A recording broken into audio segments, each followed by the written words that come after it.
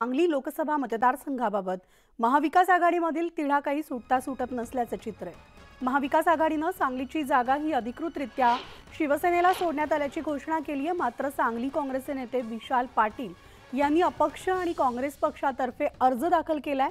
तर सांगलीमध्ये काँग्रेस भवन समोर मेळाव्याच्या निमित्ताने विशाल पाटील हे शक्ती प्रदर्शन करणार आहेत।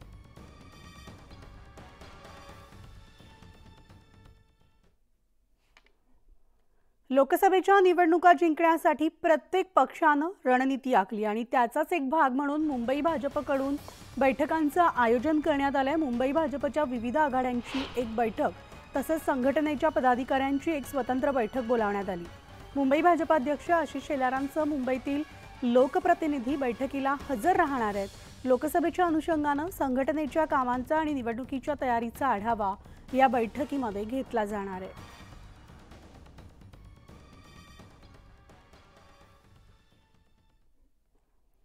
तर जळगावच्या भाजपचे उमेदवार स्मिता वाघ यांनी उन्मेष पाटलांना टोला लगावलाय। दोन लोक तिकडे गेले म्हणून मला कुठलाच फरक पडणार नसल्याचं त्यांनी म्हटलंय। वर्षानुवर्ष भाजपचं काम करणारे निष्ठावंत माझ्या सोबत असल्याचं म्हणत त्यांनी उन्मेष पाटलांना टोला लगावलाय। गेल्या वेळेस तिकीट कापण्यात आलं तरी मी भाजपमध्येच राहिले। इतक्या पटकन पाटलांनी विचारधारा बदलणं न पटणार असल्याचं सुद्धा त्यांनी म्हटलंय। दोन लोक सोडून गेले पण बाकी लोक माझ्यासोबत आहेत। आज पार्टीचे जे काही खंदे लोक आहेत, वर्षानुवर्ष काम करणार भारतीचा निष्ठावान कार्यकर्ता आजही माझ्यासोबत आहे। महायुतीचे लोक माझ्यासोबत आहेत। त्यामुळे मला असं वाटतं की दोन लोक जरी गेले तर बाकी सगळे माझ्याकडे आहेत।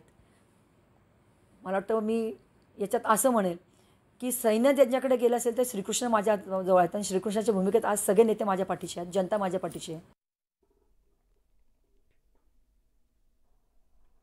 तर परभणीमध्ये नरेंद्र मोदींची 20 एप्रिलला सभा होणार आहे आणि या सभेची भाजपकडून जय्यत तयारी करण्यात येते। परभणीच्या लक्ष्मीनगरमध्ये नरेंद्र मोदी मतदारांशी संवाद साधणार आहेत। या सभास्थळाची केंद्रीय मंत्री भागवत कराडांनी पाहणी केली आहे। यावेळेस त्यांनी शरद पवारांवर निशाणा साधलाय। तर शरद पवार मोठे नेते असून देशात एनडीएला 400 जागा मिळतील असा विश्वास त्यांनी व्यक्त केलाय।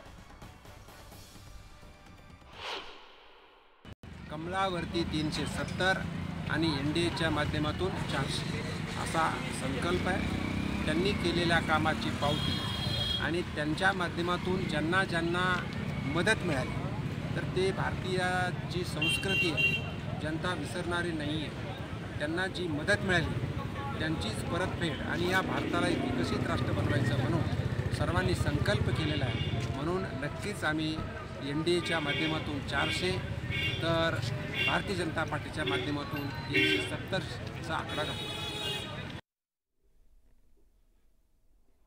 चंद्रपूर लोकसभेमधील काँग्रेस उमेदवार प्रतिभा धानोरकरांच्या प्रचारासाठी विजय वडेट्टीवारांनी मूळ शहरामध्ये प्रचार सभा घेतली होती।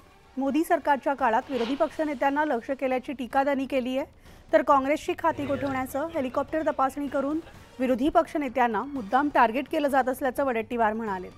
मोदींविरोधातील असंतोष आणि सत्ताविरोधातील लहर यामुळे आता काँग्रेस विदर्भातील सगळ्या 5 जागा जिंकणार असल्याचा दावा वडेट्टीवारांनी केलाय।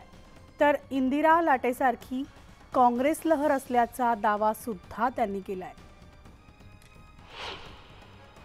असं आहे की मोदीचा प्रचंड विरोध, मोदीच्या धोरणांचा विरोध, 10 वर्ष सत्तेत असताना जो लोकांमध्ये आक्रोश दिसतो आहे, एंटी इन्कमशी आहे, संविधानाला हात घातला गेला आहे, देशामध्ये लोकशाही राहील की नाही अशा प्रकारचं एकूण वातावरण देशात झालेलं आहे।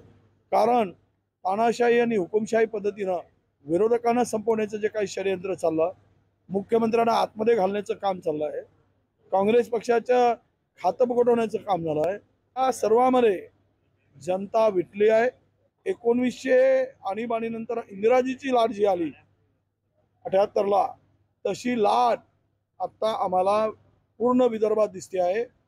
यातूनच या पहिल्या टप्प्यातील 5ही जागा काँग्रेस जिंकणार आणि काँग्रेसच्या बाजूने जनतेचा कौल दिसतोय। तो कौल नक्की आम्हाला विजय करेल।